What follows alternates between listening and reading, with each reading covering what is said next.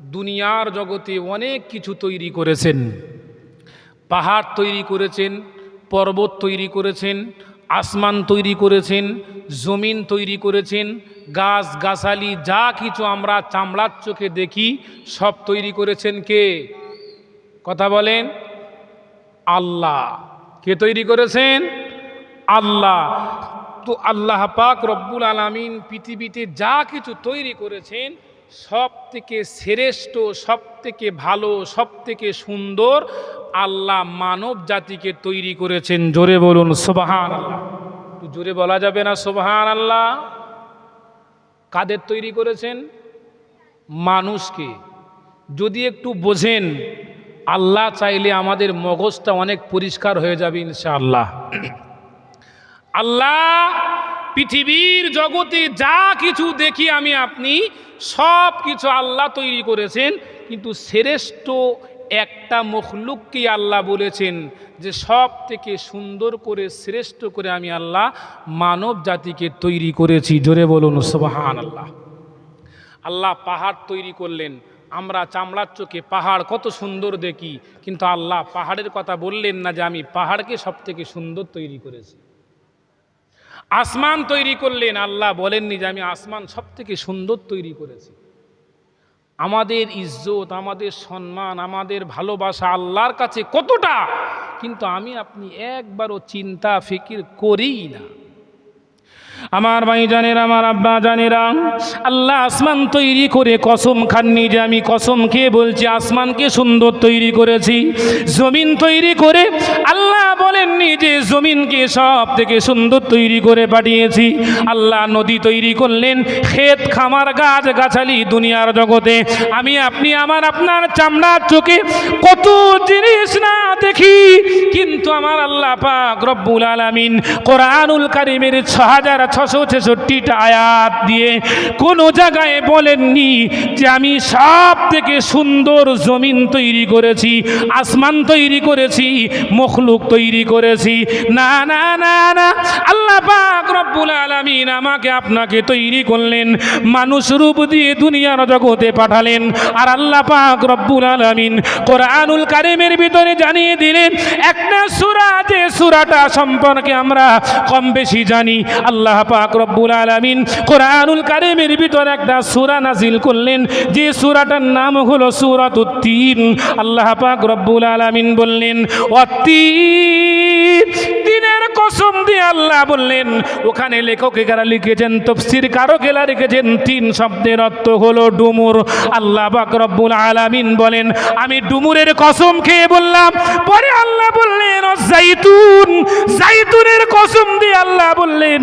পরে আল্লাহ বললেন তিনি ওয়া জাইতুন ও তুর সিনিন, আল্লাহ তুর পাহাড়ের কসম দিয়ে বললেন ও হাযাল বালাদিল আমিন, মক্কা মদিনা শহর, যে শহরে আমার নবীর হাজারো হাজারো মুজিজা লুকিয়ে আছে। আল্লাহ কোরআনের ভিতরে বললেন ওই মক্কা মদিনা শহরের কসম দিয়ে বললাম লাকাদ খলাকনাল ইনসানা ফি আহসানি তাকবীম, আমি আল্লাহ মানব জাতিকে সব থেকে সুন্দর তৈরি করেছি। চারটে জিনিসের কসম করে আল্লাহ বললেন সব থেকে মানব জাতিকে আমি সুন্দর তৈরি করেছি। আর সুন্দর তৈরি করার একটাই কারণ, আমার আল্লাহ বললেন ইল্লা লিয়াবুদুন, মানব জাতিকে তৈরি করেছি আমি আল্লাহ আমার ইবাদত করার জন্য। জোরে বলুন সুবহানাল্লাহ। কিন্তু আমরা মানুষ, আমাদের দ্বারায় সব হয়, ইবাদতটা হয় না। ঠিক না বেটি? সব হয়, দুনিয়ার কাজ কারবার, ব্যবসা বাণিজ্য, মাছ ধরা, ধান কাটা, পেঁচ কাটা সব হয়, আল্লাহর ইবাদতটাই হয় না। কিন্তু আল্লাহ চারটে জিনিসের কসম দিয়ে বললেন সব থেকে সুন্দর মানব জাতিকে তৈরি করেছি। আর কেন তৈরি করেছি এটাও আল্লাহ বললেন ইবাদত করার জন্যে। আল্লাহ এর মানে এই বলেননি যে তোমরা সদা সর্বদাই আমার ইবাদত করো। আমার নবীকে লক্ষ্য করে আল্লাহ বললেন এমন একজন নবী আমি আল্লাহ তোমাদের উপহার দিয়েছি, ওই নবী যেমনভাবে দুনিয়াতে চলেছেন তেমনভাবে যদি তোমরা চলো, তোমাদের গোটা জিন্দেগির কাজ কাম ব্যবসা বাণিজ্যটাই আমি আল্লাহ আমার ইবাদতের ভিতরে মশগুল করে নেব। জোরে বলুন সুবহানাল্লাহ। আমরা ভাত খাই, পানি পান করি, আমাদের পেশাবের প্রয়োজন হয়, পায়খানার প্রয়োজন হয়, আমার নবীকে আল্লাহ কেমন আদর্শবান নবী বানিয়েছেন, আর আমাকে আপনাকে আল্লাহ ভালোবেসে সেই নবীর উম্মত করেছেন। আমরা যে গোটা জিন্দেগির কাজটাই আল্লাহর ইবাদত। আমি বলছি ওই যে পায়খানা করতে আমরা যাই, পেশাব করতে যাই, একদম নিকৃষ্ট কাজ দিয়ে বলছি, আমাদের পেটে পায়খানা জমে, পায়খানা করার জন্য আমরা বাথরুমে যাই। আমার নবীর আদর্শিত হয়ে যদি বাথরুমে যাওয়ার সময় আমি আপনি দোয়া পড়ে বাথরুমের ভিতরে বাম পাটা আগিয়ে দিয়ে ঢুকি, আমার আপনার বাথরুমে যাওয়াটাও আল্লাহর কাছে ইবাদত। জোরে বলুন সুবহানাল্লাহ। বাথরুম হয়ে গেল, পেট পরিষ্কার হয়ে গেল, বাথরুম থেকে বার হব, যদি আমি আপনি ডান পাটা বার করে দিয়ে গুফরানাকা আলহামদুলিল্লাহিল্লাযী আযহাবা আন্নিল আযা ওয়া আফানি দোয়াটা পড়ে বাথরুম থেকে বার হই, আমার আল্লাহ আমাদেরকে শিখিয়ে দিয়েছেন, নবী বলেছেন যে বাথরুমের ভিতরে তুমি গেলে নোংরা জায়গায় তোমার পেট পরিষ্কার করার জন্যে ওই বাথরুমের নোংরা পায়খানাটা যদি তোমার পেটের ভিতরে আমার আল্লাহ জমিয়ে রেখে দিত, না জানি কতই না কষ্ট হতো। যদি কোনো মানুষের 1 দিন 2 দিন 5 দিন 1 ঘন্টার পেশাব বন্ধ হয়ে যায়, লক্ষ লক্ষ টাকা খরচ করতে রাজি শুধু পেশাব রানিং করার জন্যে, ঠিক না বেঠিক? জি, আমার নবী বলেছেন আল্লাহর বড় নেয়ামত, আল্লাহর বড় করুণা যে বাথরুমে তুমি গেলে তোমার পেটটা ঝেড়ে পরিষ্কার করে দিল আল্লাহ, বাথরুম থেকে বার হয়ে গুফরানাক আল্লাহর প্রশংসা করলে। আমার নবী বললেন বাথরুমের ভিতরে তুমি বসে থাকলে ওটাও আমার আল্লাহর ইবাদত। জোরে বলুন সুবহানাল্লাহ। তবে সেই নীতি রীতি আমাদের ভিতরে নেই। আমরা শুধু নাম কি বাস্তে মুসলমান পাড়ায় বাস করি, এটা আমাদের পরিচয় যে আমরা মুসলমান। মরার পরে কবর দেই, এটা আমাদের দ্বিতীয় পরিচয় যে আমরা মুসলমান। মারা গেলে মাটি দেই, কিন্তু মাটি যে দেই কবরের নিচেই যে কি হয় এটা অন্য কোনো কম না জানলেও আমরা মানুষ, আমরা তো শুনেছি, আমরা তো জানি। আর কোত্থেকে জানি? আল্লাহর কোরআন থেকে আমরা তো সব পেয়েছি। কোন কোরআন? যে কোরআনের প্রথম ভাষা হলো জালিকাল কিতাবুলা রাইবা ফি, এই কিতাবের ভিতরে কোনো সন্দেহ নাই। সেই কিতাব, যে কিতাবের প্রথম ভাষা হলো জালিকাল কিতাবুলা রাইবা ফি, এই কিতাবের ভিতরে কোনো সন্দেহ নাই। মুসলমান আফসোস লাগে, বড় দুঃখ লাগে, শ্রেষ্ঠ কিতাব পেলাম, শ্রেষ্ঠ নবী পেলাম, শ্রেষ্ঠ ধর্ম পেলাম, শ্রেষ্ঠ মখলুক হলাম, কিন্তু মরার পরে যদি খোদার জাহান্নামায় যেতে হয়, এর থেকে কপাল ফাটা কপাল পোড়া পৃথিবীতে আর কেউ বা আর কিছু হতে পারে না, ঠিক না বেঠি? আল্লাহ নবীকে তৈরি করলেন লাকাদ কানা লাকুম ফি রাসূলিল্লাহি উসওয়াতুন হাসানা, উত্তম আদর্শের নমুনা করে। আল্লাহ কোরআনে আরেক জায়গায় বললেন কুল, হে নবী আপনি বলে দিন, ইন কুনতুম তুহিব্বুনাল্লাহা ফাত্তাবিউনি ইহবিবকুমুল্লাহ। হে নবী আপনি দুনিয়ার মানুষদের, আপনার উম্মতদেরকে বলে দিন, যারা আমি আল্লাহ আমাকে পেতে চায়, যারা আমি আল্লাহ আমার নৈকট্য লাভ করতে চায়, তারা যেন আপনাকে ভালোবাসে, আপনাকে মহাব্বত করে, আপনাকে ইত্তেবা করে। যারা আপনাকে ইত্তেবা করবে আমি আল্লাহ তাদেরকে ভালোবাসবো। জোরে বলুন সুবহানাল্লাহ। ভাই, এই আল্লাহ নবীকে ডেকে বললেন যারা আপনাকে ইত্তেবা করবে, অনুসরণ করবে। আমরা শুধু নবীকে ভালোবাসি, ঠিক না বেটি? নবীর ভালোবাসা আলাদা দিক, নবীকে ইত্তেবা করা আলাদা দিক। ইত্তেবা মানে নবী যেটা করেছেন সেটা করার নাম হলো ইত্তেবা। কথা বুঝি আসছে? নবী যেটা করেছেন, যেটা করার আদেশ করেছেন, সেটা আমাকে আপনাকে করতে হবে। আল্লাহ কোরআনে বলে দিয়েছেন হাবিব, যারা আপনাকে ভালোবাসবে, আপনাকে ইত্তেবা করবে, তাদেরকে আমি আল্লাহ ভালোবাসবো। কত বড় কথা, জোরে বলুন সুবহানাল্লাহ। কত বড় নবীর উম্মত আমরা, যে নবীকে ভালোবাসলে আল্লাহ স্বয়ং আমাদেরকে ভালোবাসবে, আল্লাহর ওয়াদা। অথচ সেই নবীকে ভালোবাসি, নবীর ইত্তেবা মোটেই নেই। বুড়ো ধাম হয়ে গিয়েছি, 62 বছর বয়স, মুখে দাড়ি নেই। ঠিক না বেঠিক? হ্যাঁ, নামাজের ধার ধারি না। আচ্ছা, বলতে পারবো যে আমরা নবীকে ভালোবেসেছি? জি, নবীকে ভালোবাসার কথা আল্লাহ কোরআনে বললেন।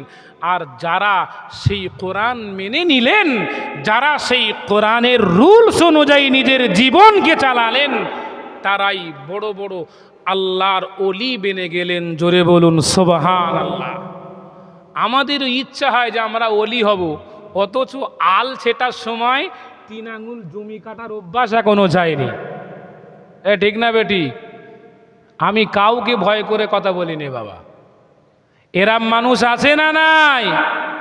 হ্যাঁ, হুকুকুল্লাহ হুকুকুল ইবাদ, নামাজ পড়ি পড়িয়ে কপাল কালো হয়ে গিয়েছে, ওদিকে ছোট বা 7 বিঘে জমি গোপনে গোপনে লিখে নিয়েছি। এরম মানুষ আছে না নাই?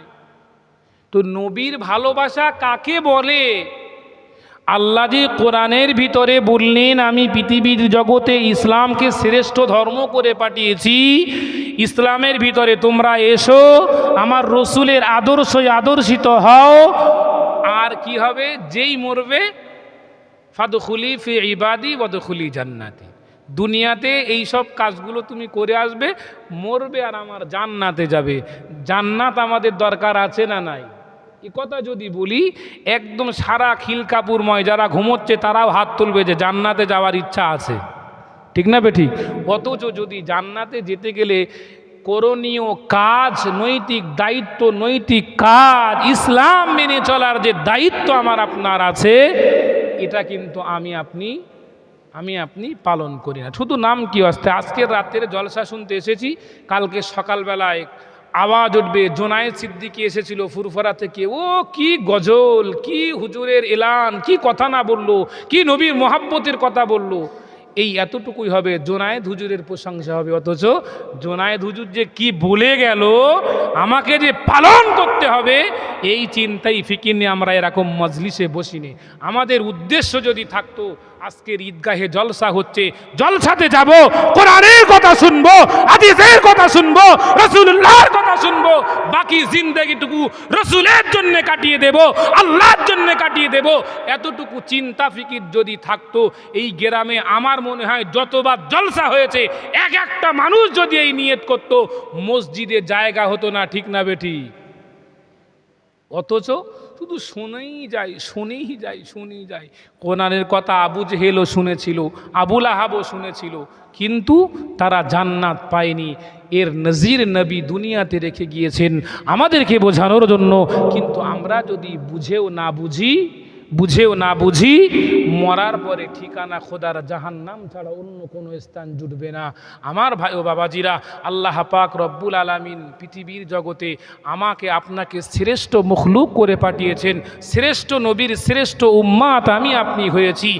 আর নবী পাক সাল্লাল্লাহু আলাইহি ওয়াসাল্লামের আদর্শে আদর্শিত হয়ে যদি নিজের জীবনকে গঠন করতে পারি, মরব আর হাসতে হাসতে বলতে পারবো যে মুহাম্মাদুর রাসূলুল্লাহর উম্মাত, নবীর জন্যে জীবন দিয়েছি, নবীর জন্যে সব কিছু করেছি। আমার আল্লাহ বলবেন, আয় আমার বান্দা, আমার দয়ার জান্নাতের দরওয়াজা আমি আল্লাহ আমার নবীকে মোহাব্বত করার খাতিরে খুলে রেখে দিয়েছি। 8টা জান্নাতের দরওয়াজা, যেটা দে ইচ্ছা সেটা দে আমার জান্নাতে প্রবেশ কর। জোরে বলুন সুবহান। কিন্তু সেই দিনটা বড় কঠিন, সেই জায়গাটা তৈরি করতে হবে আমাকে আপনাকে। আল্লাহ পাক রব্বুল আলামিন আমাকে আপনাকে এমন একজন নবীর উম্মাত করে পৃথিবীর জগতে পাঠিয়েছেন। ও ভাইজানেরা, নবী এতিমের বন্ধু ছিল, নবী গরিবের বন্ধু ছিল। আল্লাহ পাক রব্বুল আলামিন আমার নবীকে এমন ভালোবেসেছিলেন, আমার নবীর গোটা জীবনটাই আমার আল্লাহ পাক রব্বুল আলামিন জীবন্ত কোরআন হিসাবে আমার আপনার কাছে উপহার হিসাবে দিয়ে দিয়েছেন। জোরে বলুন সুবহানাল্লাহ। আল্লাহ পাক রব্বুল আলামিন আমাকে আপনাকে এমন একজন নবীর উম্মাত করে পাঠিয়েছেন। নবীকে যদি ভালোবাসতে পারি, নবীকে যদি মোহাব্বত করতে পারি, নবীকে যদি প্যার করতে পারি, মরব আর খোদার জান্নাতে চলে যাব। অন্য অন্য মানুষেরা চেয়ে চেয়ে আমার আপনার দিকে দেখবেন। জোরে বলুন সুবহানাল্লাহ। আল্লাহ পাক রব্বুল আলামিন আমাকে আপনাকে এমন একজন নবীর উম্মাত করে পৃথিবীর জগতে পাঠিয়েছেন। আল্লাহ নবী, নূরের নবী, রহমতের নবী, দয়ার নবী একদিন মদিনার জমিনে, মদিনার জমিনে মরুভূমি এলাকাতে আল্লাহ নবী রাস্তা দিয়ে হেঁটে হেঁটে হেঁটে হেঁটে যাচ্ছেন। ও জওয়ানেরা, যুবকেরা, মুরব্বিয়ানেরা, নবীর কারা ভালোবেসেছিল, নবীর কেমন প্রেম নবীর সাহাবারা করেছিল। আল্লাহ নবী মদিনার মরুভূমি রাস্তা দিয়ে হেঁটে হেঁটে যাচ্ছেন। এমন সময় আল্লাহ নবী, নূরের নবী রহমাতাল লিল আলামিন দেখতে পেলেন ওই মরুভূমির রাস্তার ধারে একটা গাছ আছে। ওই গাছের পাশে, ওই গাছের গোড়াতে কেউ যেন একজন বসে আছেন। জোরে বলুন সুবহানাল্লাহ। আল্লাহ নবী মানুষের সঙ্গে কেমন মিশেছিলেন, মানুষ নবীকে মোহাব্বত করেছিলেন। কোন নবীকে মোহাব্বত করার কথা আল্লাহ কোরআনে বললেন। আল্লাহ নবী রাস্তা দিয়ে হেঁটে হেঁটে যাচ্ছেন, এমন সময় দেখতে পেলেন ওই গাছের গোড়ায় কেউ একজন বসে আছেন। আল্লাহ নবী, নূরের নবী রহমাতুল লিল আলামিন কাছাকাছি পৌঁছে গিয়ে দেখতে পেলেন নবী পাক সাল্লাল্লাহু আলাইহি ওয়াসাল্লামের একজন প্রাণ প্রিয় গরিব অসহায় এতিম সাহাবা। সেই সাহাবাটা আমার নবীর সাহাবা যত ছিল সমস্ত সাহাবাদের ভিতরে নয়, তৎকালীন যুগের সব থেকে কালো সাহাবা তাকে নবী বলে ডাকতেন গোরাবুল আরব, অর্থাৎ আরবের সব থেকে কালো। জোরে বলুন সুবহানাল্লাহ। জোরে বলা যাবে না সুবহানাল্লাহ। গোরাবুল আরব বসে আছেন গাছের গোড়াতে। এই গোরাবুল আরবের ভালো নাম হলো সাদা সালামি। এই সাদা সালামি বসে আছেন প্রিয় নবী মুহাম্মদুর রাসূলুল্লাহ সাল্লাল্লাহু আলাইহি ওয়াসাল্লাম পিছন দিক দিয়ে গিয়ে ওই গোরাবুল আরবের চোখ দুটোকে ধরলেন। জোরে বলুন সুবহানাল্লাহ।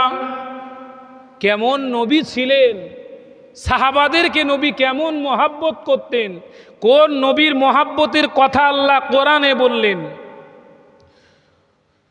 হযরতে গোরাবুল আরব সাদা সালামি নবীর হাত দুটোকে উপর দিকে দিয়ে ধরে বললেন, কে ভাই, পিছন দিক দিয়ে আমার চোখটা আপনি কেন ধরলেন? আপনি আমার চোখটা ছেড়ে দিন, আমার মনটা বড় খারাপ। আপনি যদি আমার চোখটা না ছেড়ে দেন, সন্ধ্যাবেলায় মদিনার মসজিদে নববী শরীফে বিশ্ব নবী রহমাতুল লিল আলামিনের কাছে আমি বিচার দেব।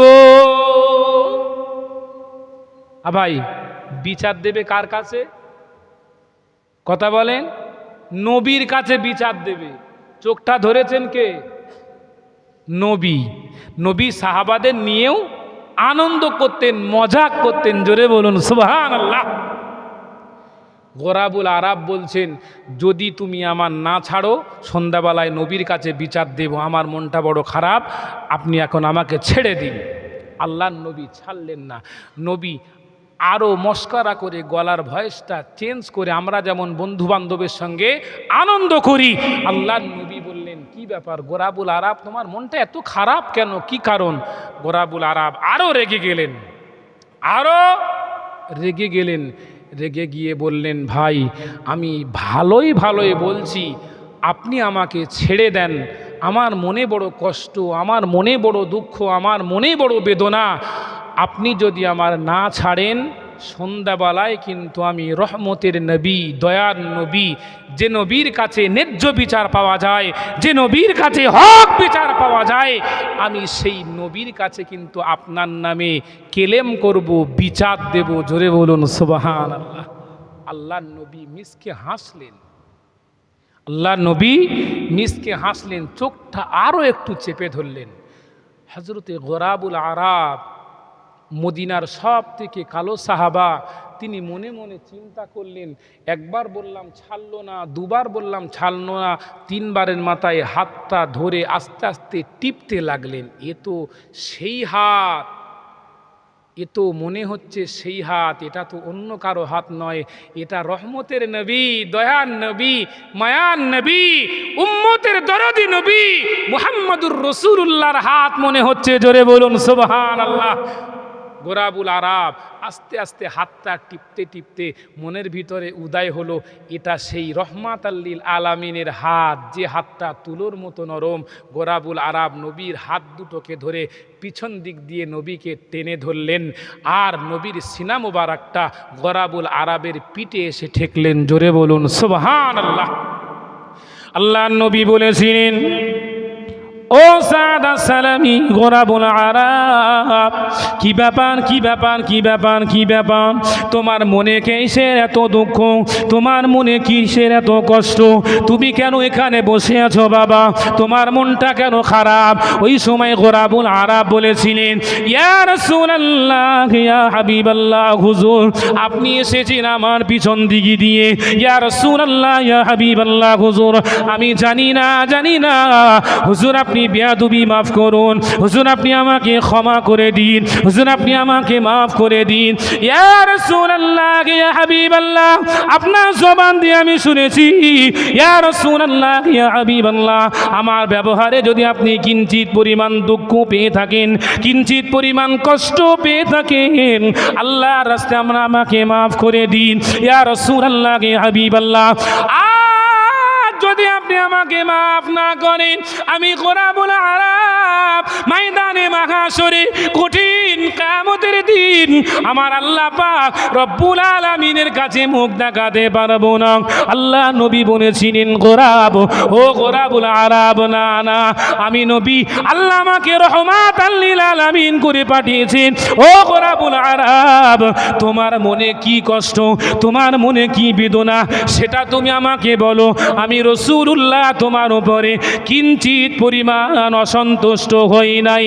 ও গোরাবুল আরাব, এর পূর্বে তুমি আমাকে বলো যে আমি রাসূলুল্লাহ পিছন দিক দিয়ে তোমার চোখ দুটোকে ধরলাম, তুমি যখন বুঝে গিয়েছো মুস্তাফা সাল্লাল্লাহু আলাইহি ওয়াসাল্লাম পিছন দিক দিয়ে আমার চোখ ধরেছে, ও গোরাবুল আরাব এত জোরে তুমি কেন টান দিলে যে আমার সিনা মোবারকটা আর তোমার পিঠের উপরে লেগে গিয়েছে?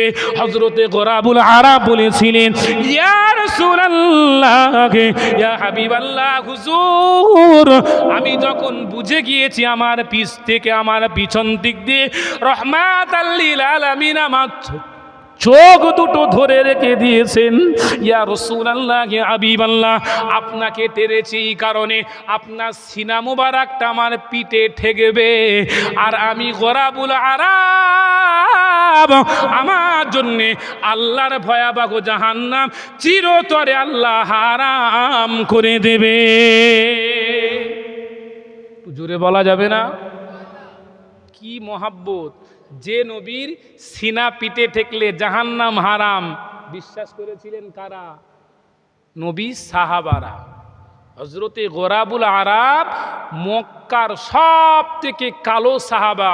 এই গোরাবুল আরাব বলছেন, ইয়া রাসূলুল্লাহ ইয়া হাবিবাল্লাহ, আপনি বেয়াদবি মাফ করুন, আপনার সিনা মুবারকটা আমার পিঠে ঠেকেছে। আমি গোরাবুল আরাব বিশ্বাস করে নিয়েছি যে আল্লাহর ভয়াবহ জাহান্নামায় যদি আল্লাহ আমাকে দেয়, যে জায়গাটায় আপনার সিনা ঠেকেছে ওই জায়গায় জাহান্নাম তো দূরের কথা, জাহান্নামার আগুন স্পষ্ট করতে পারবে না। জোরে বলুন সুবহানাল্লাহ।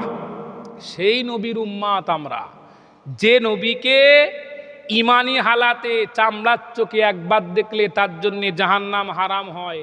আমরা দুয়ার মজলিসে দোয়া করতে করতে বলি, আল্লাহ শয়নে স্বপ্নে একবার দয়ার নবীর দিদার নসিব করুন।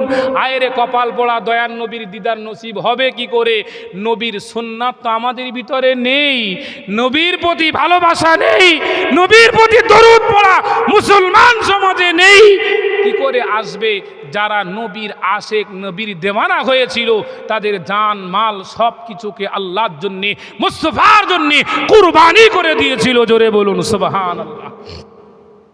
আল্লাহর নবী হযরতে গোরাবুল আরাবকে ডেকে বলেছিলেন, হে গোরাব, এ গোরাবুল আরাব, তোমার মনে যে কষ্ট নিয়ে তুমি এখানে বসে বসে কাঁদছিলে, সেই কষ্টটা তো আমি মুহাম্মদ, আমার দায়িত্ব শোনার। কি কেমন নবী ছিলেন? একজন সাহাবা রাস্তার ধারে বসে বসে কাঁদছেন। নবী এত কিছু করার পরেও মূল কথা কিন্তু বলেননি যে গোরাবুল আরাব, তোমার কান্নার কারণ কি? তোমার কান্নার কারণটা আমাকে বলো। যদি আমার কোনো কারণে তুমি কান্না করে থাকো, ময়দানে মাহাশরে আমি মুস্তফা, আমাকেও আল্লাহর দরবারে কৈফিয়াত দিতে হবে। জোরে বলুন সুবহানাল্লাহ। কি ভালোবাসা নবীর ভিতরে ছিল। আর আমরা সেই নবীকে ভালোবাসি, রাস্তার ধারে যদি কেউ কাঁদে গাড়িটা সাইড দিয়ে নিয়ে পালাই, ঠিক না বেটি? হ্যাঁ, বাড়িতে ভাই বসে কাঁদে, একবারও জিজ্ঞাসা করিনি যে ভাই কাঁদছিস কেন? মা বসে কাঁদে, বেটা হয়ে একবারও জিজ্ঞাসা করিনি যে মা তুমি কাঁদছো কেন, কান্নার কারণটা কি? মা, অন্য কারোর কথা আমি বলছি না। বাপ কাঁদছে, বাপকেও একবারও জিজ্ঞাসা করি না যে বাপ ও আব্বা তুমি কাঁদছো কেন, কান্নার কারণটা কি? আর নবী কি রহমতের নবী ছিলেন। হযরত গোরাবুল আরাবকে ডেকে বলছেন, গোরাব তুমি কাঁদছো কেন, তোমার কান্নার কারণ কি? হযরতে সাআদ আস-সালামি অর্থাৎ গোরাবুল আরাব বলেছিলেন, ইয়া রাসূলুল্লাহ, ইয়া হাবিবাল্লাহ, হুজুর আমার কান্নার যথেষ্ট কারণ আছে। ইয়া রাসূলুল্লাহ, ইয়া হাবিবাল্লাহ, আমার কান্নার কারণটা আমি আপনার সঙ্গে বলতে পারবো না। আমার কান্নার কারণটা আমি আপনার সঙ্গে বলতে পারবো না। আল্লাহ নবী, নূরের নবী, রাহমাতাল লিল আলামিন বলেছিলেন, ও গোরাবুল আরাব, আমি হলাম রহমতের নবী, আমি হলাম দয়ার নবী। আমার কাছে বলবে না, তা কার কাছে তুমি তোমার কান্নার কারণটা বলবে? হযরতে গোরাবুল আরাব বলেছিলেন, ইয়া রাসূলুল্লাহ, ইয়া হাবিবাল্লাহ, হুজুর আমার মা নাই, আমার বাপ নাই, আমার আত্মীয় নাই, আমার দাদা নাই, দাদি নাই, আমার বলতে আমার কেউ নাই। ইয়া রাসূলুল্লাহ, ইয়া হাবিবাল্লাহ, আমার গার্জিয়ান আপনি, আমার মা আপনি, আমার বাপ আপনি, সব কিছুর মালিক তো আপনি। ইয়া রাসূলুল্লাহ, ইয়া হাবিবাল্লাহ, হুজুর আমি গোরাবুল আরাব, আমার মনের সব থেকে বড় কষ্ট হলো এটাই। ইয়া রাসূলুল্লাহ, ইয়া হাবিবাল্লাহ, মদিনার জমিনে যত পুরুষ আছে, ইয়া রাসূলুল্লাহ, ইয়া হাবিবাল্লাহ, প্রতিটা পুরুষের মনের একটা চাহিদা থাকে। ইয়া রাসূলুল্লাহ, ইয়া হাবিবাল্লাহ, প্রতিটা পুরুষের চাহিদা থাকে, তার জীবনের সব থেকে বড় চাহিদা হলো সে একটা মেয়েকে বিয়ে করে সুখে সংসার চালাবে। আল্লাহ নবী বলেছিলেন, গোরাব তোমার মনের কষ্টটা কি? হযরতে গোরাবুল আরাব বলেছিলেন, ইয়া রাসূলুল্লাহ, ইয়া হাবিবাল্লাহ, হুজুর আমি গোরাবুল আরাব, আপনি আমাকে ভালোবেসে মদিনার নয়, মক্কার নয়, তামাম মক্কা মদিনার সব থেকে কালো আল্লাহ আমাকে বানিয়েছেন। আপনি আমাকে ভালোবেসে উপাধি দিয়েছেন গোরাবুল আরাব, আরবের সব থেকে কালো। ইয়া রাসূলুল্লাহ, ইয়া হাবিবাল্লাহ, আমি গোরাবুল আরাব, আমার জীবনে কি কোনো বিয়ে হবে না? কি হবে না? বিয়ে হবে না। হুজুর আমার মনে এটাই কষ্ট। আল্লাহর নবী বলেছিলেন, গোরাব চিন্তা করো না, আমি মুহাম্মদ এখনো বেঁচে আছি, আর আমি মুহাম্মদ যখন বেঁচে আছি তোমার বিয়ে আমি দেবই। জোরে বলুন সুবহানাল্লাহ। হযরতে গোরাবুল আরাব বলেন, নবী যেই না এই কথাটা বললেন, আমার বুকটা এক হাত থেকে 1 কোটি হাত হয়ে গেল যে নবী যখন বলেছেন আমার বিয়ে হবেই। জোরে বলুন সুবহানাল্লাহ। সাহাবাদের বিশ্বাসটা কেমন ছিল আর আমাদের বিশ্বাসটা কেমন? নবী যখন বললেন, গোরাব আমি যখন জীবিত আছি তোমার বিয়ের বন্ধ ব্যবস্থা আমি করব, এতে কিঞ্চিত পরিমাণ কোনো সন্দেহ নাই।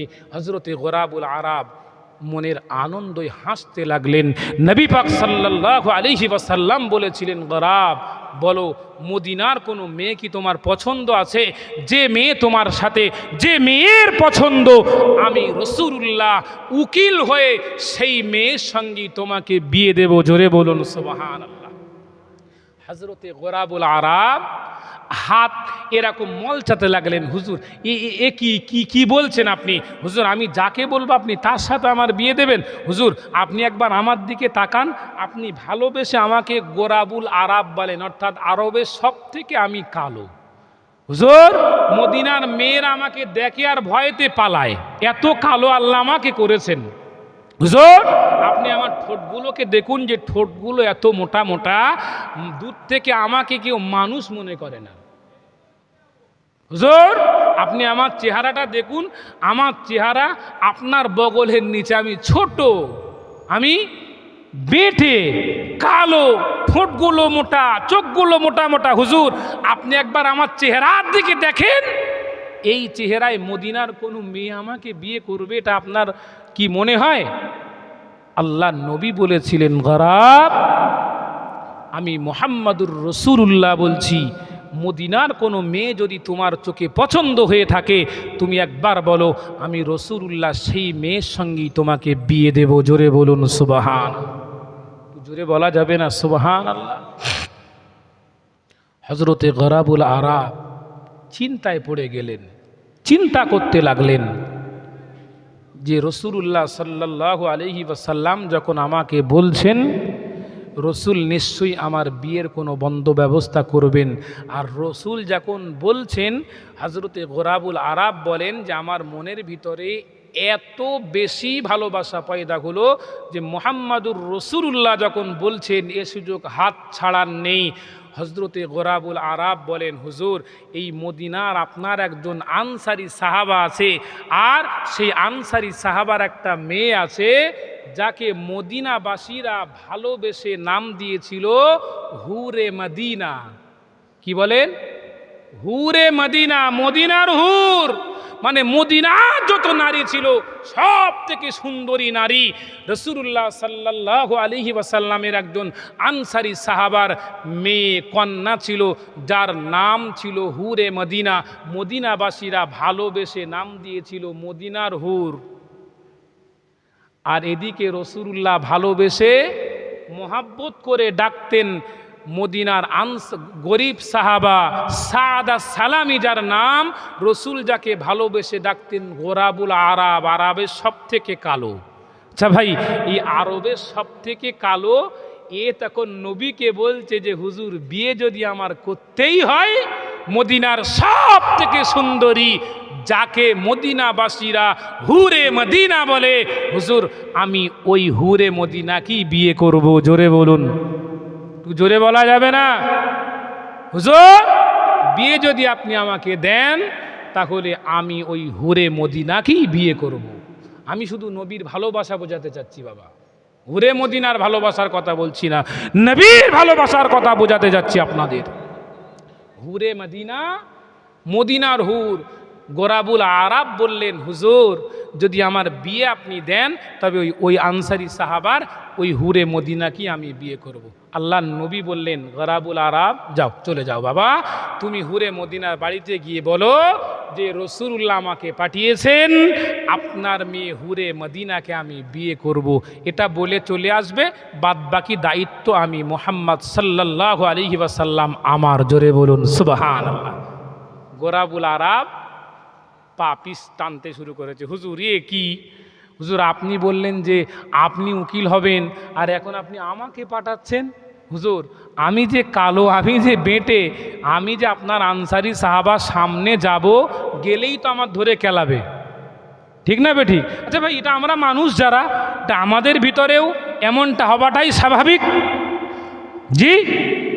হযরতে গরাবুল আরাবকে নবী বললেন, গরাব চিন্তা নেই, যাও, তুমি শুধু গিয়ে এতটুকুই বলবে, যদি তোমাকে জিজ্ঞাসা করে কে পাঠিয়েছে, তুমি এতটুকুই বলবে যে মুহাম্মাদুর রাসূলুল্লাহ আমাকে পাঠিয়েছেন আপনার মেয়ে হুরে মদিনার সঙ্গে আমার বিয়ের প্রস্তাব দিয়ে। ব্যাস, আর কিচ্ছু না, এতটুকু বলার দায়িত্ব তোমার, বাকিটা আমি রাসূলুল্লাহ বুঝে নেব। জোরে বলুন সুবহান। কি ভালোবাসা ছিলেন আমার ভাই জানেরা, আমার আব্বা জানেরা, ও মা বোনেরা, আল্লাহ নবীর কথা অনুযায়ী মদিনার সব থেকে সুন্দরী নারীর বাড়িতে চলে গেলেন।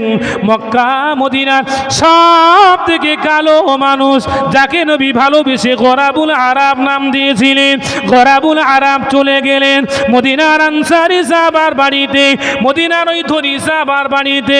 বাড়ির দরওয়াজার সম্মুখে গিয়ে গরাবুল আরাব একবার সামনের দিকে যায় আর একবার পিছন দিকে আসে, একবার সামনের দিকে যায়, আবার পিছন দিকে চলে আসে। এমন করতে করতে করতে করতে ওই আনসারী সাহাবার বাড়িতে পৌঁছে গেলেন। বাড়িতে বড় গেট লাগানো, বেল বাজালেন। মদিনার আনসারী সাহাবা, আমার নবীর ধনী সাহাবা, ওই হুরে মদিনার আব্বাজান বার হলেন। এই নবী পাক সাল্লাল্লাহু আলাইহি ওয়াসাল্লামের ছোট্ট সাহাবা, কালো সাহাবা, গরাবুল আরাব, মদিনার আনসারী সাহাবাকে দেখে সর্বপ্রথম আমার নবীর সুন্নতি তরিকা পালন করে বললেন, আসসালামু আলাইকুম ওয়া রাহমাতুল্লাহ। জোরে বলুন সুবহানাল্লাহ।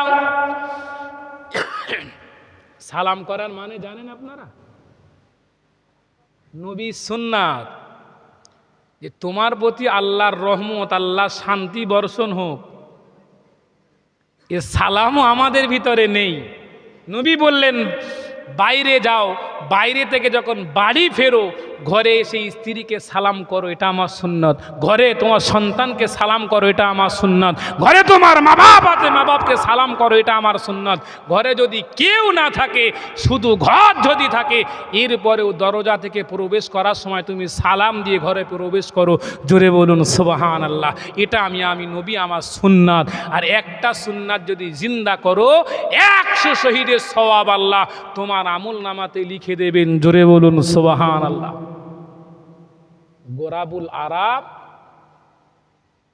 মক্কা সব থেকে কালো নবী সাহাবা, মদিনার আনসারী সাহাবার বাড়িতে গিয়ে সালাম করলেন, আসসালামু আলাইকুম ইয়া আহলাল বাইত।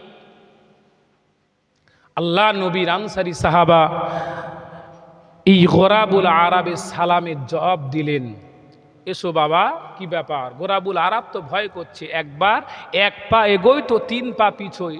মনের ভিতরে ভয় যে এত মদিনার সব থেকে সুন্দরী, যার বিয়ের প্রস্তাব আমি নিয়ে এসেছি, এর বাপের কাছে বলবো কি করে? কথাটা বললেই তো তাড়া দেবে।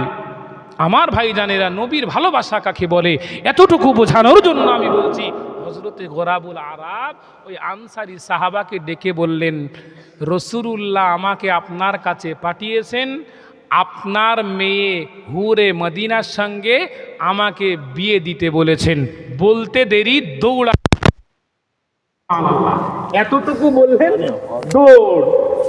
দৌড় দিয়ে কিছু দূরে গিয়ে আবার তাকাচ্ছেন যে আনসারী সাহাবা, বড় লোক, ধনী সাহাবা, নবী সাহাবা, সুন্দরী মেয়ের বিয়ের প্রস্তাব